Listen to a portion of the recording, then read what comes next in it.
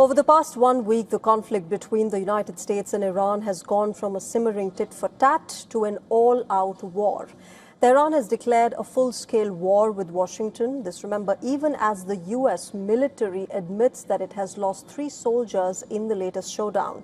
Iran has kept up its own retaliatory strikes across the region in response, with its Revolutionary Guards announcing that they have hit targets in Bahrain, Jordan and Syria. In the latest video released by the IRGC, it claims that Iranian missiles targeted American military aircraft that were stationed at the Aqaba airport in Jordan and U.S. military targets in Kuwait, including an early warning radar system that it claims was completely destroyed. Though Bahrain agrees that its air navigation systems were targeted, it claims that traffic was uninterrupted.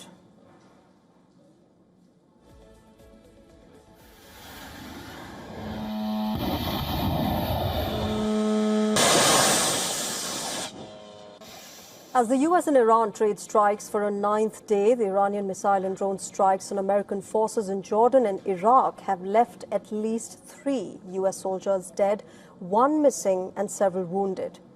The U.S. Department of Defense has identified 2 American soldiers killed at the Muwafaq Salti Air Base in Jordan last week. In fact, for the first time, President Donald Trump has admitted the loss of American troops in the ongoing war.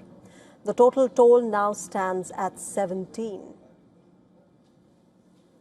We'll see what happens, but we hit him very hard again tonight, and we did that in honor of the probably 3. It's probably 3 as opposed to 2 great patriots. Apart from troops, Iran claims large numbers of U.S. Black Hawk helicopters have been destroyed and base infrastructure like aircraft hangars have been heavily damaged in its days of attacks. However, the Pentagon has not revealed its equipment losses yet. As the U.S. continues to strike Iranian infrastructure like bridges, ports and power stations, Gulf states such as Kuwait and Bahrain, where the U.S. maintains bases, are seeing their infrastructure being damaged by Iranian drones and missiles.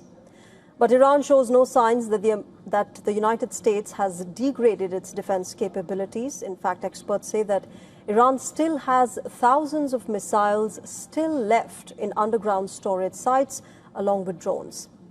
In the past several months, the Trump administration has failed to disclose how the Iran war has drained American supplies of critical, costly weapons and how Iran retained and rebuilt substantial missile capabilities.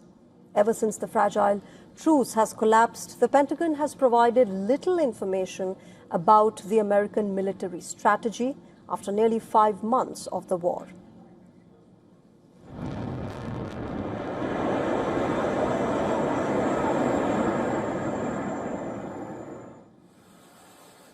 Meanwhile, Vice President J.D. Vance has agreed that American airstrikes alone will not be enough to achieve one of the Trump administration's main goals of keeping the Strait of Hormuz open.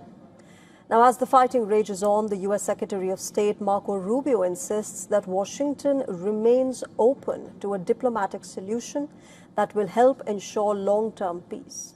But Iran maintains that responsibility for expansion of the war solely lies with the United States. Responsibility for any expansion of the war rests solely with the United States. By insisting on using the territory of regional countries, violating their sovereignty and infringing upon it, the United States is continuing its attacks against Iran. We have repeatedly stressed, and stress again, that we have no hostility or enmity towards any country in the region.